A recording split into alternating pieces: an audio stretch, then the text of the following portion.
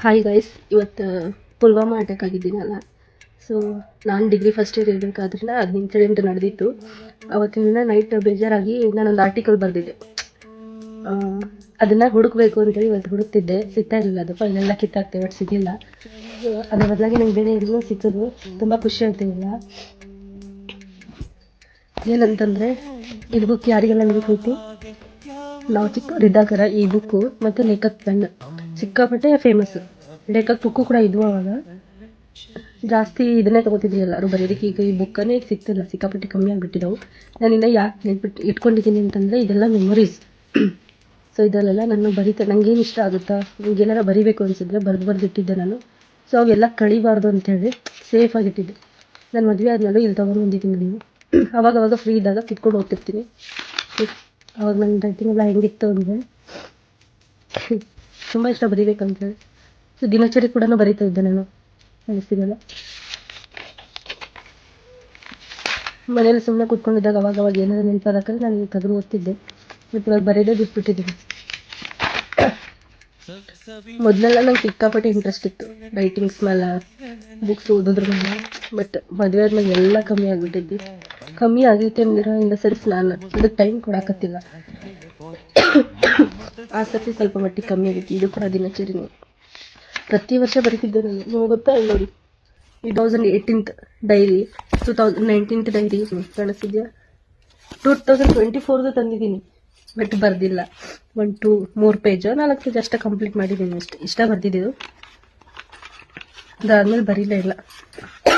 ಇವೆಲ್ಲ ನೋಡಿದ್ದು ನವೆಂಬರ್ 2017 ಒಳಗೆ ಬರ್ದಿದ್ದು ನಾನು, ಅನ್ನಿಸ್ಬೋದು. ಡೇಟ್ ಇದೆ 2017. ಇವೆಲ್ಲ ಏನಂತಂದರೆ ನಾನು ಚರ್ಚಾ ಸ್ಪರ್ಧೆ, ಡಿಬೇಟ್ ಕಾಂಪಿಟೇಷನು, ಪ್ರಬಂಧ ಸ್ಪರ್ಧೆ ಇದರಲ್ಲೆಲ್ಲ ಭಾಳ ಭಾಗವಹಿಸ್ತಿದ್ದೆ ನಾನು. ಮತ್ತು ಏನಾದರೂ ಚರ್ಚಾಕೂಟ ಅದು ಇದು ಅಲ್ಲಿ ಏನೇನೆಲ್ಲ ಬೇರೆಯವರೆಲ್ಲ ಎಕ್ಸ್ಪ್ಲೇನ್ ಮಾಡ್ತಾರಲ್ಲ, ಅದು ನನಗೆ ಇಂಪಾರ್ಟೆಂಟ್ ಅನಿಸಿತ್ತಂದರೆ ನಾನು ಈಗ ಬರ್ಕೊತಿದ್ದೆ. ಸೊ ಅದ್ರ ಬುಕ್ ಇದು. ಹಿಂಗಂತಂದರೆ ಬಂಡಲ್ ಆಫ್ ನಾಲೆಡ್ಜ್. ಸಿಕ್ಕಾಪಟ್ಟೆ ಒಂದು ಲೈನ್ ಒಳಗೆ ಒಂದು ಇಡೀ ಪೇಜ್ ಆಗಷ್ಟು ಸಾರಾಂಶ ಇದೆ ಆ ಬುಕ್ ಒಳಗೆ. ಅಂದರೆ ಬೇರೆಯವ್ರ ಅಭಿಪ್ರಾಯ ನಾನು ಬರೆದಿದ್ದು. ವರದಿ ಮಂಡನೆ ಮಾಡೋದಿದ್ರೆ, ಪ್ರಬಂಧ ಮಂಡನೆ ಮಾಡೋದಿದ್ರೆ, ಫಾರ್ ಎಕ್ಸಾಂಪಲ್ ನಿಮಗೆ ತೋರಿಸ್ತೀನಿ. ನಾನು ನಾನು ಬೆಂಗಳೂರಲ್ಲಿ ನಡೆದಿತ್ತು. ಇದ್ರದ್ದು ಗೆಸ್ಟ್ ಯಾರಾಗಿದ್ರು ಅಂತಂದರೆ ಸಿದ್ಧಲಿಂಗಯ್ಯ, ಡಾಕ್ಟರ್ ಸಿದ್ಧಲಿಂಗಯ್ಯ ಅವರು ಚೀಫ್ ಗೆಸ್ಟ್ ಆಗಿದ್ರು. ಸೊ ಅದು ಕೂಡ ಮೆಮೊರಿ ನನ್ನ ಹತ್ರ ಐತಿ. ನಾನು ಅಂದರೆ ವಚನ ಸಾಹಿತ್ಯ ಅವಾಗಿನ್ಕು ಈಗಿನ್ಕು ಏನು ವ್ಯತ್ಯಾಸ ಐತಿ ಅನ್ನೋದ್ರ ಬಗ್ಗೆ ಮಾತಾಡಿದ್ನಿ. ಬಟ್ ಒಂದು ಬೇಜಾರು ಏನಂತಂದರೆ ಇವಾಗ ಕಂಪ್ಲೀಟ್ ಅದೆಲ್ಲ ಸ್ಟಾಪ್ ಆಗಿ ಹೋಗೈತಿ. ರೀಸ್ಟಾರ್ಟ್ ಮಾಡ್ಬೇಕಂದ್ರೆ ಆಗ್ತಾನಿಲ್ಲ. ನೋಡಿ ಇವೆಲ್ಲ ಹಳೆವು, ಎಷ್ಟು ವರ್ಷದಂತೂ ನನಗಂತೂ ಗೊತ್ತಿಲ್ಲ. ಪೇಪರೇ ಸಿಕ್ಕಾಪಟ್ಟೆ ಮೆತ್ತಗೋಗ್ಬಿಟ್ಟಿದ್ದಾವೆ. ಇದಂತೂ ಅಮೇಝಿಂಗ್. ಇದ್ರ ಮೇಲಿಂದ ರಟ್ಟಕ್ಕೆ ಇಟ್ಕೊಂಡೋಗೈತಿ. ಆದರೂ ಇದನ್ನ ಇಟ್ಕೊಂಡಿದ್ದೀನಿ ಯಾಕಂತಂದ್ರೆ ಅಷ್ಟು ಮೆಮೊರಿ ಇದಾವೆ ಇದ್ರಲ್ಲಿ. ಇದಂತೂ ನಂದು ಪ್ರೈಮರಿ ಬುಕ್, 7th ಕ್ಲಾಸದ ಬುಕ್ ಇದು.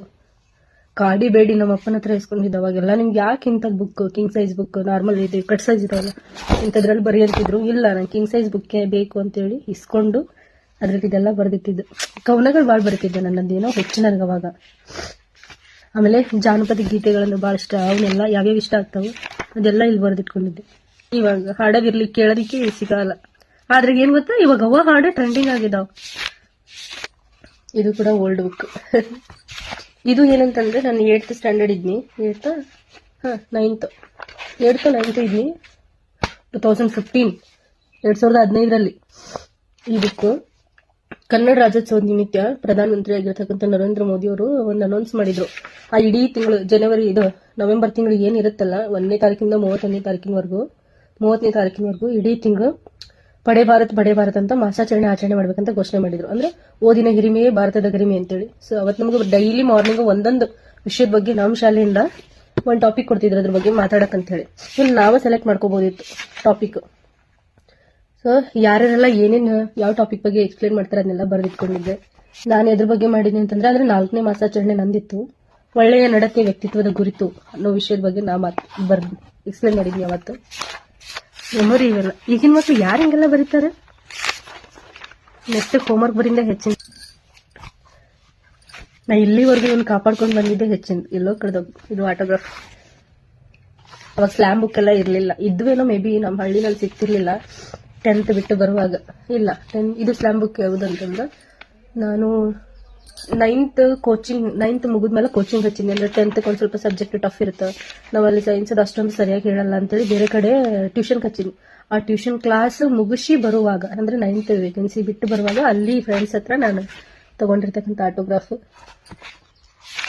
ನಿಮ್ದು ಮನೆಯೊಳಗೆ ಹುಡುಕ್ರಿ, ಹಳೆವೆಲ್ಲ ಸಿಗ್ತವೆ. ಎಷ್ಟು ಖುಷಿ ಆಗ್ತಿತ್ತು ಗೊತ್ತು ಅವಾಗೆಲ್ಲ.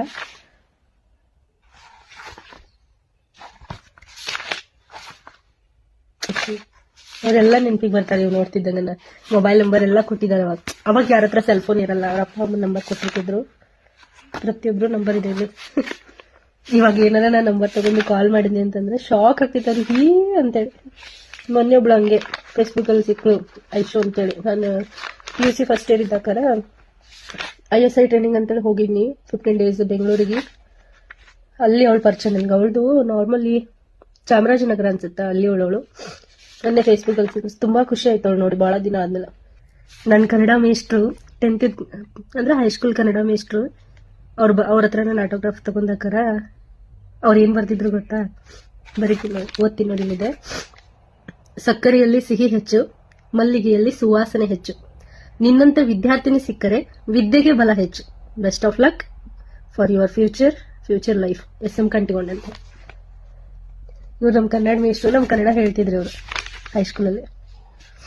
ಇವೆಲ್ಲ ಎಷ್ಟೊಂದು ಹುರಿದುಂಬಿಸ್ತಾವ ಗೊತ್ತಾ? ಸಮಟೈಮ್ಸ್ ವರ್ಡ್ಸ್, ಆ ಪದಗಳಿದಾವಲ್ಲ ಅವೇ ನಿಮ್ಮನ್ನ ನೆಕ್ಸ್ಟ್ ಲೆವೆಲ್ಗೆ ತಗೊಂಡು ಹೋಗ್ತಾವ.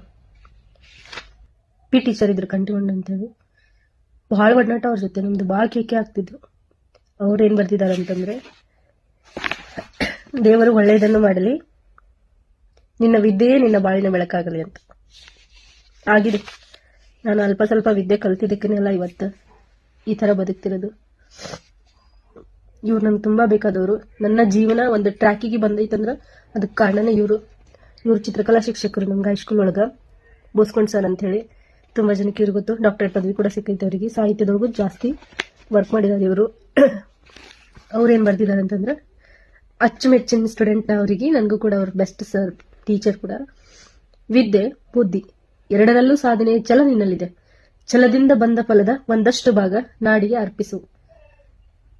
ಬಟ್ ಅವ್ರು ಹೇಳಿದ ಮಾತು ನನಗೆ ಮಾಡಕ್ ಆಗ್ತಿಲ್ಲ. ಬರೀತಿದ್ದೆ. ಇನ್ನೂ 2 ಬುಕ್ ಇದಾವೆ. ನಾನು ಲಾಸ್ಟ್ ವಿಡಿಯೋದಲ್ಲಿ ಹೇಳಿದ್ದೆ ಯಾವಾಗ DTP ಮಾಡಿ ಯಾವಾಗ ಪಬ್ಲಿಷ್ ಮಾಡ್ತೀನಿ ಗೊತ್ತಿಲ್ಲ ಅಂತೇಳಿ. ಸಾರಿ ಸರ್, ನಿಮ್ಮ ಆಸೆ ಒಂದಲ್ಲ ಒಂದಿನ ಈಡೇರಿಸ್ತೀನಿ for sure.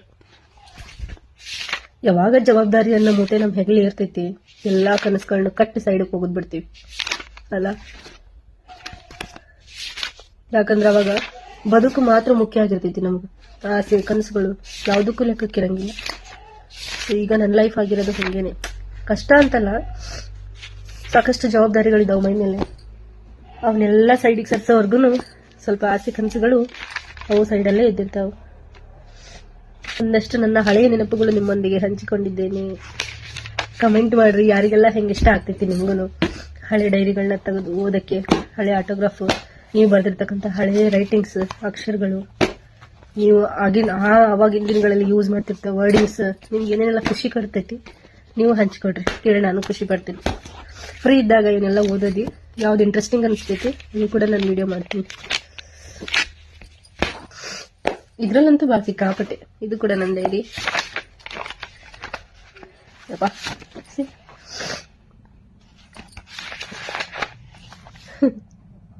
Bhagwan Shrikrishna.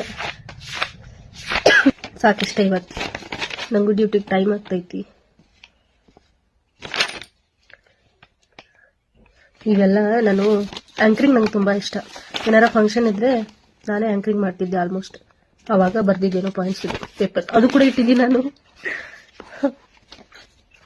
Thank you, bye.